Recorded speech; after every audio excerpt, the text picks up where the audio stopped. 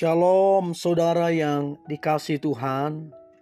Saya berdoa saudara dalam keadaan sukacita, diberkati serta melimpah dengan kasih karunia Tuhan. Firman Tuhan hari ini dipercaya berkat lebih besar. Sebelumnya mari kita berdoa. Tuhan Yesus, terima kasih untuk berkat-Mu dalam hidup kami. Hati kami sangat-sangat bersyukur. Hari ini Tuhan, kami mau dengar firman-Mu. Urapilah kami sehingga kami boleh menjadi pelaku firman-Mu. Kami percaya kami diberkati dan hidup kami menjadi berkat. Dalam nama Tuhan Yesus kami berdoa dan mengucap syukur. Amin. Dipercaya berkat lebih besar.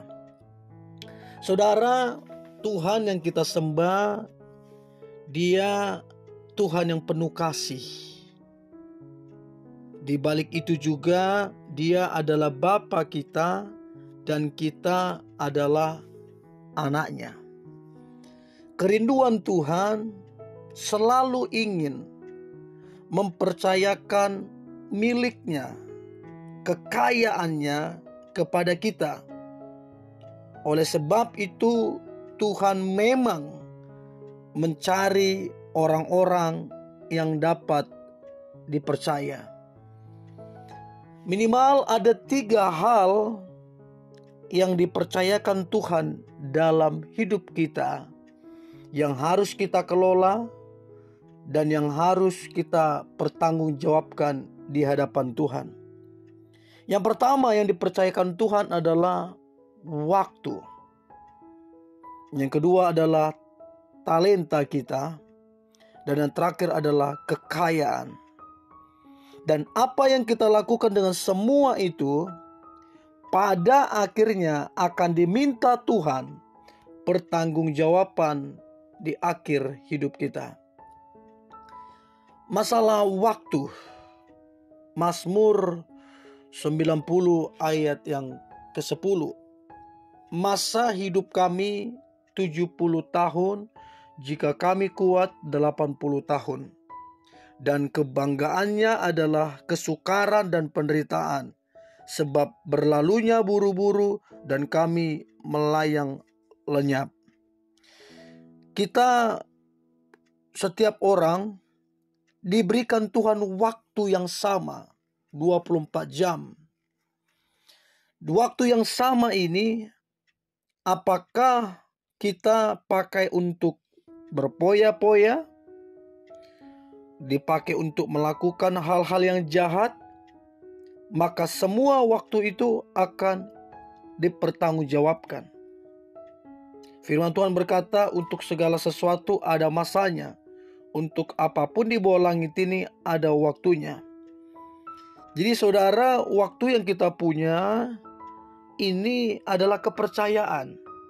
Pertanyaannya, kita kelola enggak dengan baik? Karena ini akan dipertanggungjawabkan di hadapan Tuhan. Ingatlah saudara bahwa dunia ini dengan bumi ini akan berakhir. Karena ada limit waktunya. Jadi kita harus pergunakan hidup ini, waktu ini dengan baik. Ibrani 11 ayat 6. Hanya orang yang sungguh-sungguh mencari Tuhan dan hidup sesuai dengan kehendak-Nya yang akan menerima upah dari Tuhan. Jadi kalau kita mengelola waktu kita dengan baik, kita jadi berkat, kita boleh menyenangkan hati Tuhan, maka Tuhan akan mempercayakan. Bahkan Ibrani 11 ayat ke-6 akan menerima upah orang-orang yang memakai waktunya dengan baik. Upah yang langsung dari Tuhan. Nah, pertanyaannya saudara, kita pergunakan apa waktu kita ini? Berfoya-foya, bersenang-senang semata, bermalas-malasan, melakukan kejahatan, atau apa? Karena semua ini akan dipertanggungjawabkan. Orang yang memaksimalkan hidupnya jadi berkat, orang itu akan menerima upah dari Tuhan sendiri. Itu yang pertama yang perlu kita ingat, yang dipercayakan Tuhan. Lalu kemudian setiap orang juga yang kedua dipercayakan Tuhan yang namanya talenta. 1 Petrus 4 ayat yang ke-10 dikatakan begini, terjemahan FAIH, Tuhan telah memberikan bakat-bakat yang khusus kepada saudara masing-masing. Pergunakanlah bakat-bakat itu untuk saling menolong, dan salurkanlah berkat Allah yang bermacam-macam itu kepada yang lain. Artinya, bakat atau talenta kita itu harus kita pergunakan untuk menolong. Berkat yang Tuhan kasih itu harus kita berikan juga kepada orang lain. Maka tujuannya adalah memuliakan Tuhan. Nah, pertanyaannya saudara, talenta saudara, kemampuan saudara, apakah sudah dipergunakan untuk membantu dan menolong orang lain? Nah, orang yang sudah mempergunakan bakatnya untuk menolong, orang yang mempergunakan bakatnya untuk membantu, untuk memberkati orang lain, orang ini akan diberkati lebih besar, dipercaya Tuhan jauh lebih besar lagi. Karena dia bertanggung jawab kepada Tuhan. Lalu kemudian yang dipercayakan Tuhan ke kita yang ketiga adalah kekayaan. Semua yang Tuhan miliki adalah anak miliki, dipercayakan kepada anak. Nah, saudara, kewajiban kita sebagai orang yang diberkati Tuhan, orang yang memperoleh kekayaan, maka kita punya kewajiban untuk melayani dan mempermuliakan Tuhan dengan harta yang Tuhan percayakan. Kita adalah stewards. Kita adalah pengelola milik Tuhan. Oleh sebab itu, kelolalah dengan baik saudara apa yang Tuhan percayakan, sehingga pada akhirnya kita dapat mempertanggungjawabkan di hadapan Tuhan. Nah saudara, kalau kita pelajari bagaimana Daud memberikan persembahan yang begitu luar biasa, yang terbaik, karena dia menyadari semua kekayaannya berasal dari Tuhan. Daud memberi karena dia mencintai Tuhan. Daud memberi dengan kerelaan hati dan sukacita. Dan dia memberi karena dia mengasihi Tuhan.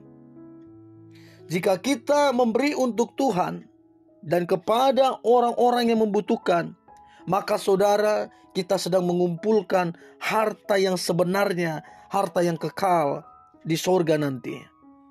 Jadi saudara, kalau kita mau dipercaya Tuhan lebih besar, maka kita harus setia mengelola waktu, talenta, dan kekayaan kita. Kalau kita mengelola ini dengan baik, yang mempermuliakan Tuhan, maka Tuhan akan mempercayakan berkat yang lebih besar. Sehingga dampak saudara makin berdampak, makin luas, dan semakin mempermuliakan nama Tuhan. Untuk itu saudara, bertanggung jawablah dengan waktu saudara. Bertanggung jawablah dengan talenta saudara. Dan bertanggung jawablah dengan kekayaan saudara. Ingat, kita adalah pengelola. Dan semua ini kita wajib laporkan nanti pada akhirnya. Dan saya berdoa saudara dipercaya Tuhan lebih besar karena saudara bertanggung jawab mengelola apa yang Tuhan percayakan. Mari kita berdoa. Tuhan Yesus, terima kasih buat hari ini. Sungguh kami ada karena kemurahan Tuhan. Kami belajar supaya kami bertanggung jawab dengan waktu kami, talenta kami, bahkan kekayaan kami, sehingga kami dapat membantu menolong orang lain, sehingga hidup kami mempermuliakan nama Tuhan. Dan kami percaya barang siapa setiap perkara kecil, dia setiap perkara besar. Maka kami percaya Tuhan akan mempercayakan yang lebih besar lagi, sehingga kami menjadi berkat lebih luas dan semakin mempermuliakan nama-Mu. Di dalam nama Tuhan Yesus kami berdoa dan mengucap